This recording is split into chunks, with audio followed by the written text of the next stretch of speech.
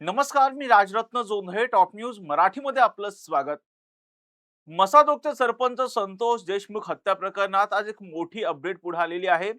मुंबई उच्च न्यायालयाच्या औरंगाबाद खंडपीठामध्ये आज एक महत्वाची सुनावणी झाली. या सुनावणीमध्ये वाल्मिक कराड अर्थात की या प्रकरणामधला जो मुख्य आरोपी आहे संतोष देशमुख हत्या प्रकरणामध्ये जिच्यावरती आरोप ठेवण्यात आलेले आहेत, त्या वाल्मिक कराड आणि त्याच्या वकिलांच्या मार्फत आज न्यायालयामध्ये एक युक्तिवाद करण्यात आला आणि तो म्हणजे या प्रकरणामध्ये जे सरकारी वकील आहेत, ते सरकारी वकील उज्ज्वल निकम यांना बदला अशी मागणी सुद्धा एकंदरीत आज करण्यात आलेली होती. आणि त्याचबरोबर या प्रकरणामधला एक दुसरा आरोपी आहे तो म्हणजे सुदर्शन घुले. सुदर्शन घुलेला आज न्यायालयामध्ये कुठेतरी चक्कर सुद्धा आल्याचं पाहायला मिळालं होतं. खरंच ही चक्कर आली की नौटंकी होती हे सगळंच आता आपण पाहणार आहोत.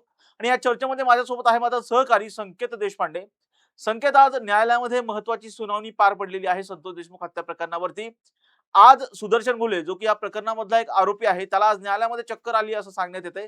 काय अपडेट आहे? निश्चित राजरत्न संतोष देशमुख हत्या प्रकरणाची आज 16वी सुनावणी जी आहे ती पार पडली बीडच्या विशेष मकोका न्यायालयामध्ये. आणि या सुनावणीच्या दरम्यानच जो सुदर्शन घुले आहे त्याला त्या ठिकाणी चक्कर आल्याचं जे आहे ते पाहायला मिळालेलं होतं न्यायालयामध्ये जात असताना. मग त्याला कुठला गंभीर आजार आहे का?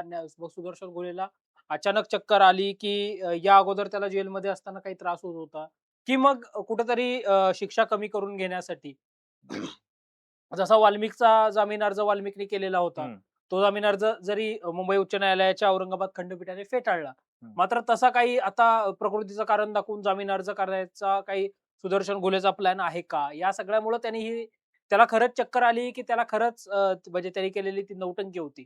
हा एक प्रश्न जो आहे तो निर्माण झाल्याचं पाहायला मिळतंय.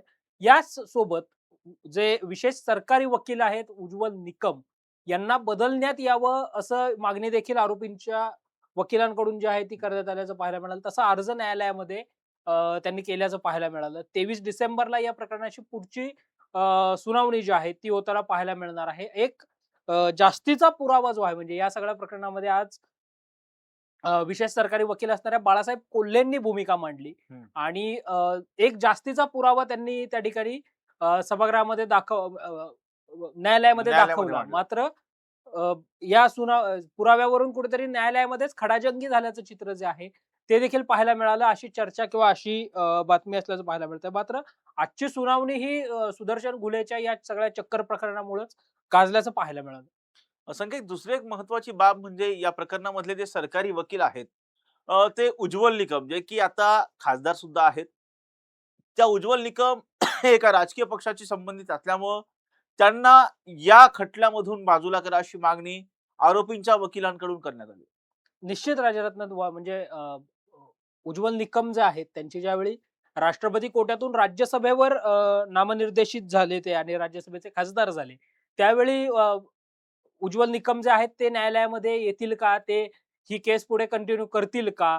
असे सगळे प्रश्न जे आहेत ते निर्माण झाल्याचं पाहायला मिळालेलं होतं. विशेष सरकारी वकील म्हणून या सगळ्या प्रकरणामध्ये उज्ज्वल निकम आहेत.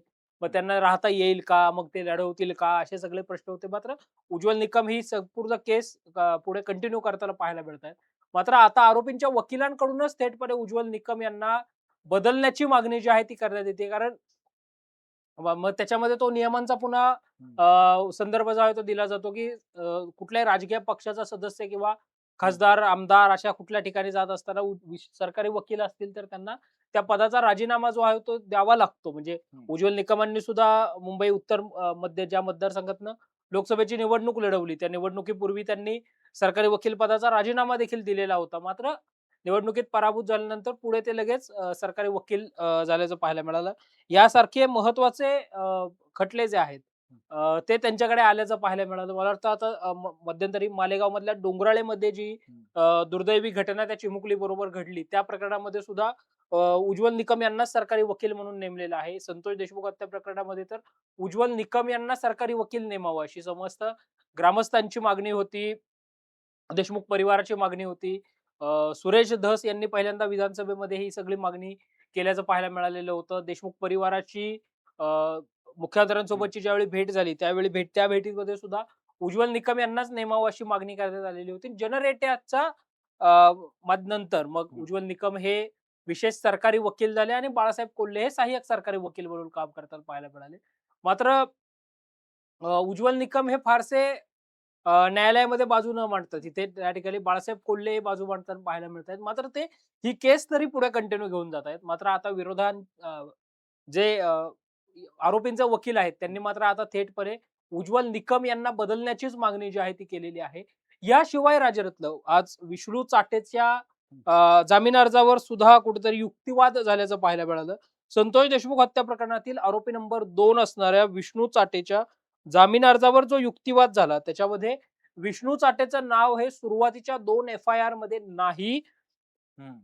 तसंच यापूर्वी त्याच्यावर कुठलाही गुन्हा नसल्याचा युक्तिवाद त्याच्या वकिलांनी केला. मात्र या विष्णू चाटेनेच वारंवार अवादा कंपनीच्या मॅनेजरकडे किंवा अवादा कंपनीच्या अधिकाऱ्यांकडे खंडणीची मागणी केल्याचा युक्तिवाद हा सरकारी पक्षाच्या वकिलांनी केल्याचं पाहायला मिळालं. आणि विष्णू चाटे हा या सगळ्या गुन्ह्यामध्ये सुरुवातीपासून सक्रिय आहे असा आरोप सुद्धा जो आहे तो किंवा असा दावा सरकारी पक्षाकडून जो आहे तो करण्यात आल्याचं पाहायला मिळालं. पुराव्यांच्या तांत्रिक मुद्द्यांवरून मोठ्या प्रमाणावरचा युक्तिवाद जो आहे तो आज बीडच्या विशेष मकोका न्यायालयामध्ये झाल्याचं पाहायला मिळालं. संख्या दुसरी एक महत्वाची बाब म्हणजे संतोष देशमुख यांचे जे बंधू आहेत धनंजय देशमुख, त्यांनी असं म्हटलेलं आहे की चार्ज लवकर फ्रेम होऊ नयेत यासाठी कुठेतरी वेळ काढूपणा आरोपींच्या वकिलांकडून केला जातो. निश्चित राजरत्न खरं तर मागच्या सुनावणीमध्येच चार्ज फ्रेम होईल असं वाटलेलं होतं. मात्र प्रत्यक्षात ती चार्ज फ्रेम अजून झालेली नाही. त्यावेळेला निश्चितपणे धनंजय देशमुख यांनी दिलेली प्रतिक्रिया ही त्या उद्विग्नतेतून आलेली प्रतिक्रिया आहे. कारण धनंजय देशमुख असतील, वैभवी देशमुख असतील, हे सगळे न्यायासाठी मसाजोग सुद्धा की संतोष देशमुखांना ज्या अमानुष पद्धतीने, ज्या अमानवीय पद्धतीनं त्यांची हत्या करण्यात आली, देशमुख परिवाराला न्याय मिळाला पाहिजे हीच सगळ्यांची मागणी जी आहे ती असल्याचं पाहायला मिळतं. मात्र प्रत्यक्षात मात्र आरोपीचे वकील जर आपण बघितले तर ते सुद्धा सातत्याने बदलताना पाहायला मिळतात. मग आरोपींकडे बक्कळ पैसा आहे, मग ते वकील बदलतात असं सुद्धा सुरेश धस जे आहेत ते मसाजोगमध्येच म्हटल्याचं पाहायला मिळालेलं होतं. आरोप प्रत्यारोप जे आहेत ते या सगळ्यावर होताना जे आहेत ते पाहायला मिळत आहेत. मात्र चार्ज फ्रेम होऊ नये म्हणून कुठेतरी आरोपींचे वकील काहीतरी मुद्दा भरकटवतात असं सुद्धा जे आहे ते धनंजय देशमुख यांनी म्हटल्याचं पाहायला मिळालेलं होतं. त्यातून मग चार्ज फ्रेम होऊ नये यासाठीच हे सगळे प्रयत्न आरोपींच्या वकिलांकडून केले जात आहेत असं सुद्धा धनंजय देशमुख जे आहेत ते म्हटल्याचं पाहायला मिळालं. राजरत्न आता 23 डिसेंबर ही महत्वाची तारीख असणार आहे. 23 डिसेंबरला या प्रकरणामधली 17वी सुनावणी जी आहे ती पार पडणार आहे. या सुनावणीमध्ये नेमका काय युक्तिवाद होतो आणि त्या सुनावणीमध्ये तरी चार्ज फ्रेम होते का हे पाहणं जे आहे ते राजरत्न महत्वाचं असणार. संकेत, आज जर पाहिलं तर आरोपीच्या वकिलांकडून ते न्यायालयामध्ये कोणते पुरावे सादर केलेले आहेत, जे व्हिडिओज संतोष देशमुख हत्या प्रकरणाचे जे व्हिडिओज होते ते व्हिडिओज आरोपींना मिळालेले नाहीत असं सांगण्यात आलेलं होतं. त्यावेळेस न्यायालयाने असं सांगितलं की हे व्हिडिओज दिलेले आहेत, परंतु हे व्हिडिओ कुठेही बाहेर जाता कामा नयेत असं न्यायालयाने सांगितलं. अगदी निश्चित राजरत्न मागच्या सुनावणीमध्ये सुद्धा न्यायालयाकडून म्हणजे न्यायालयाने ते सगळे हत्येचे व्हिडिओ जे आहेत ते बघण्याचा प्रयत्न जो आहे तो केला होता किंवा ते व्हिडिओ दाखवा असं न्यायालयाने सांगितलेलं होतं. प्रत्यक्षात मात्र 1-2 व्हिडिओ ज्यावेळी दाखवले गेले त्यावेळी न्यायालयाने थांबा म्हणून सांगितलं. त्यावेळी संतोष देशमुखांच्या मातोश्री आणि बंधू हे न्यायालयाच्या बाहेर देखील आल्याचं पाहायला मिळालं होतं. म्हणजे इतक्या अमानुष पद्धतीने संतोष देशमुखांची हत्या जी आहे ती झाल्याचं पाहायला मिळालं होतं. ते फोटोग्राफर्सनी ते व्हिडिओ मागच्या वेळी दाखवलेले होते. यावेळी सुद्धा काही पुरावे जे आहेत, डिजिटल एव्हिडन्सेस जे आहेत ते न्यायालयामध्ये सादर करण्यात आले आणि सुरक्षिततेच्या कारणास्तव हे सगळे पुरावे बाहेर जाता कामा नयेत असं न्यायालयाने जे आहे ते सांगितल्याचं पाहायला मिळालं. त्यामुळेच राजरत्न 23 डिसेंबर ही महत्वाची तारीख यासाठी या प्रकरणामध्ये असणार आहे, या सुनावणीसाठी असणार आहे की या सगळ्या पुराव्यांच्या अनुषंगानं, या सगळ्या पुराव्यांच्या आधारे न्यायालयामध्ये चार्ज फ्रेम होणार आहे. होऊ शकते अशी शक्यता आहे. त्यामुळं जर चार्ज फ्रेम दाखल झाली तर अर्थात वाल्मिकचा जामीन तर फेटाळलेलाच आहे. विष्णू चाटेच्या जामीन अर्जावर आज सुनावणी जी आहे ती पार पडलेली आहे.